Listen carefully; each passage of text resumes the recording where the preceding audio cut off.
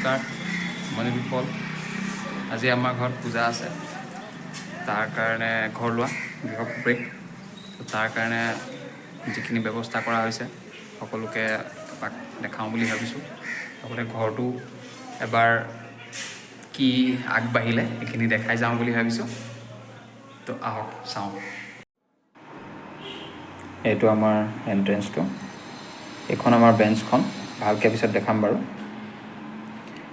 এনেকৈ আমাৰ ডিজাইন এটা বনাই দিয়া গৈছে ধুনীয়া। তাৰপিছত এইটো আমাৰ ফাৰ্ষ্ট বেডৰুম। এইটো ধুনীয়াকৈ ৰঙা কালাৰ কৰি দিয়া গৈছে, যোনফালেদি পোহৰ আহে মানে। প্লাছ ইয়াতে ধুনীয়াকৈ এয়া ওপৰত দেখিছে বক্সকেইটা বনাই দিয়া হৈছে। তাৰপিছত এইটো আমাৰ পাকঘৰ, লগতে এইটো এটা আমাৰ ছেকেণ্ড বেডৰুম, মাহঁত থাকিব পাৰিব। লগতে বেলকনি আছে, ৱাৰ্ড্ৰবটো বনাই দিয়া হৈছে ধুনীয়াকৈ।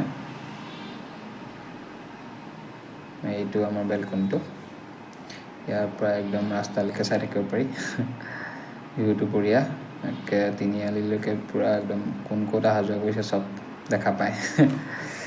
তো এয়া পূজাৰ আমাৰ খুৰা লাগি আছে যোগাৰ জাতিত। এইটো আমাৰ পাকঘৰটো।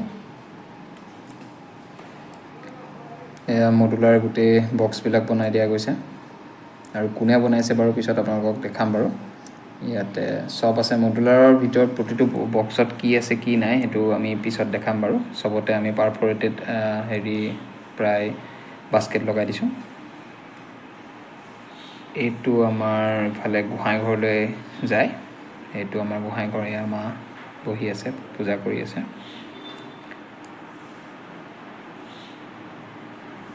এইখিনি অকণমান এক্সট্ৰা জেগা অলপ, তাতে বহিব পৰা জেগা অলপ উলিয়াই দিয়া গৈছে, তাতে বক্সো আছে।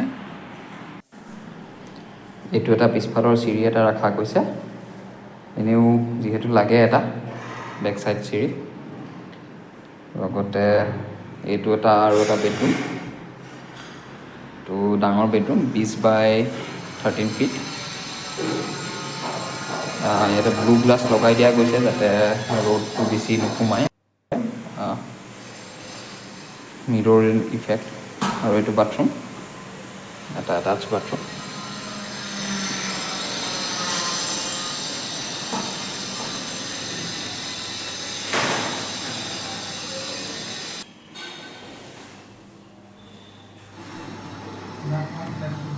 ইয়াত এটা কমন বাথৰুম আছে, আৰু লগতে এইখিনি বেচিন এৰিয়া, ৱাছ বেচিন।